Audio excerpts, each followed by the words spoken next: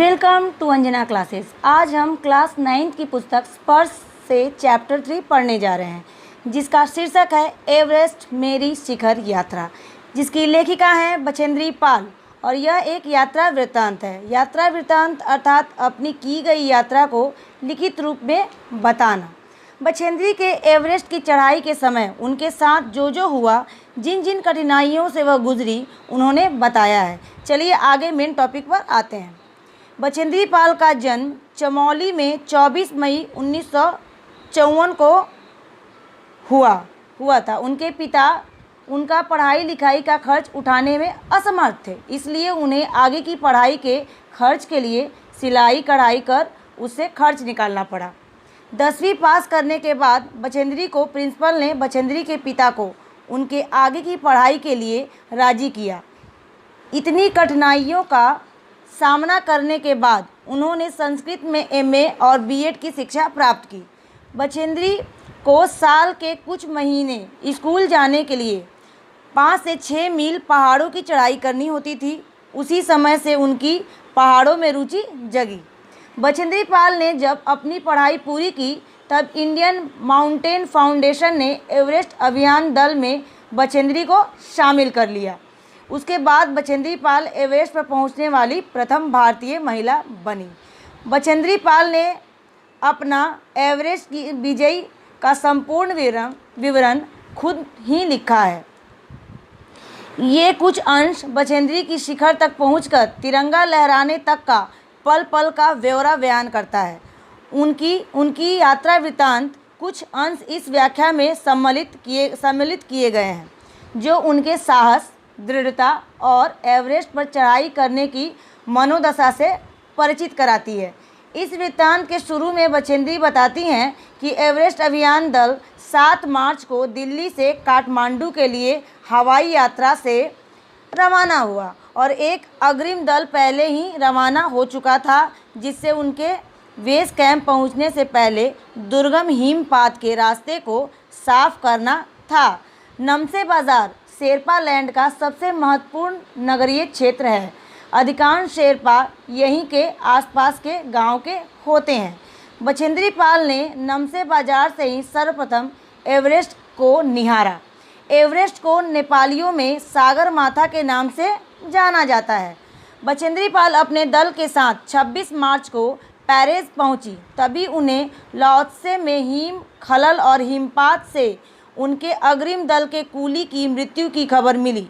अभियान दल को दुखी देखकर उनके नेता कर्नल खुल्लर ने उनसे कहा कि एवरेस्ट जैसे महान अभियान में खतरों को और कभी कभी तो मृत्यु भी आदमी को सहज भाव से स्वीकार करनी चाहिए। उनके कहने का अर्थ ये था कि एवरेस्ट की चढ़ाई एक जोखिम भरा अभियान है। यहाँ इतने खतरे हैं कि मृत्यु भी हो सकती है। इसके लिए तैयार रहना चाहिए और विचलित नहीं होना चाहिए। अग्रिम दल के नेता प्रेमचंद ने पेरिस लौटकर उन्हें बताया कि उन्होंने कैंप नंबर 1 तक का रास्ता साफ कर दिया है, लेकिन ये चेतावनी भी दी कि बर्फ़ गिरने के वजह से कभी भी ये कार्य बेकार हो सकता है, जो वो करके आए थे। बेस कैंप पहुंचने से पहले ही इन लोगों को खराब मौसम के कारण एक रसोई सहायक की मृत्यु की खबर मिली। हिमपात का अर्थ बर्फ़ का अव्यवस्थित रूप से गिरना था। उन्हें बताया गया कि ग्लेशियर के पिघलने से अक्सर बर्फ़ में हलचल हो जाती थी, जिनसे बड़ी बड़ी चट्टानें तत्काल गिर जाया करती थी। सीधे धरातल पर दरार पड़ने का विचार और इस दरार का गहरे चौड़े हिम विदर में बदल जाने का ख्याल ही बहुत डरावना था। इससे भी ज़्यादा भयानक इस बात की जानकारी थी कि उनके प्रयास के दौरान लगभग हिमपात से 1 दर्जन कूलियों और आरोहियों को प्रतिदिन छूते नहीं रहते थे। अगले दिन डॉक्टर मीनू मेहता ने पर्वत आरोहियों को एल्युमिनियम के सीढ़ियों से स्थायी पुल बनाने और रस्सों और लट्ठों को इस्तेमाल करने की जानकारी दी। तीसरे दिन बछेंद्री अपने साथी रीता गोम्बू के साथ हिमपात से कैंप तक पहुंची। कर्नल खुल्लर इस उपलब्धि पर बहुत खुश हुए क्योंकि कैंप तक पहुंचने वाली यही 2 महिलाएं थीं। वृत्तांत के इस हिस्से में बछेंद्री 2 महत्वपूर्ण बातों का जिक्र करती हैं। पहली, अंदौजी और अन्य पर्वतारोहियों जो 29 अप्रैल को 7,900 मीटर ऊंचाई पर साउथ कोल पहुंच चुके थे और वहां उन्होंने कैंप 4 लगा दिया था। दूसरी बात जो स्मरण करती है, जब वे बेस कैंप में थीं तो उनकी मुलाकात एवरेस्ट विजय करने वाले पहले पर्वतारोही तेनजिंग नोर्गे से हुई। नोर्गे ने बताया कि एवरेस्ट विजय के पहले उन्हें 7 बार एवरेस्ट पर जाना पड़ा था। 15 मई 1984 को बछेंद्री बुद्ध पूर्णिमा के दिन लाओत्से में कैंप 3 में थी। उस रात जब वह सो रही थी तो एक लंबा बर्फ पिंड लाओत्से ग्लेशियर से टूटकर उनके कैंप में आ गिरा। बछेंद्री समेत सभी लोगों को चोटें आईं और कैंप तहस नहस हो गया। इस घटना से बिना भयभीत हुए Bachendri Pal South Col camp पहुंची, जो कि पृथ्वी के सबसे कठोर स्थानों में से एक है। उन्होंने अगले दिन के लिए खाना, कुकिंग गैस, कुछ ऑक्सीजन सिलेंडर इकट्ठे किए। इस पड़ाव पर बछेंद्री को अपने साथियों और मीनू की चिंता थी, जो धीरे धीरे कैंप पर चढ़ रही थी क्योंकि उनके पास काफ़ी सामान था। दोपहर बाद जूस और चाय लेकर कैंप से नीचे उतरकर अपने साथियों की मदद करने गई। जय उन्हें देखकर अचंभित हुआ तो बछेंद्री ने कहा, वे एक दल की सदस्य हैं तो हमें एक दूसरे की मदद करनी चाहिए। अगले दिन बछेंद्री पाल सुबह 4 बजे उठी। अंदौरजी पहले ही बाहर खड़ा था। अंदौरजी बिना ऑक्सीजन चढ़ाई करना चाहता था। ऐसा करने से उसके पैर ठंडे पड़ जाते। उसने बछेंद्री से पूछा, क्या वह उसके साथ चलेगी? एक ही दिन में साउथ कोल से चोटी पर जाकर वापस आना कठिन था, पर अंदौरजी पर बछेंद्री का विश्वास ने उन्हें आगे बढ़ने की प्रेरणा दी।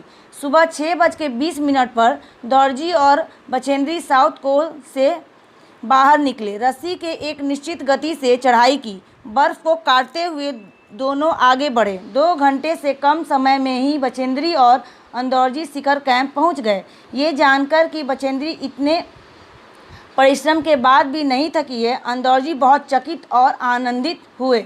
इस तरह वे दोनों कठिन बाधाओं को पार करते हुए आखिरकार 23 मई 1984 की दोपहर 1:07 पर एवरेस्ट की चोटी पर पहुंच गए।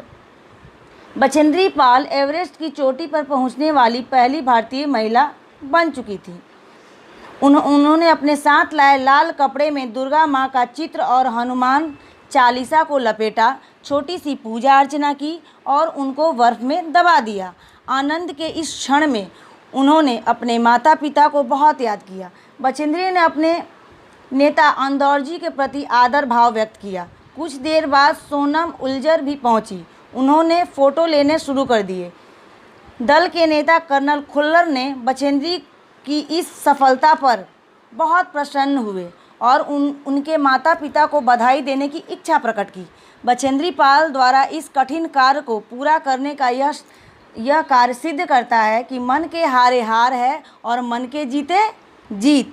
बछेंद्री पाल के सामने कई कठिनाइयाँ आई पर उनको हरा नहीं पाई। इसीलिए तो कहते हैं ना, जो कदमों की काबिलियत पर विश्वास रखते हैं वो ही अक्सर मंजिल तक पहुंचते हैं। अगर आपको वीडियो अच्छा लगे तो प्लीज़ सब्सक्राइब कीजिए, लाइक कीजिए। Thank you so much.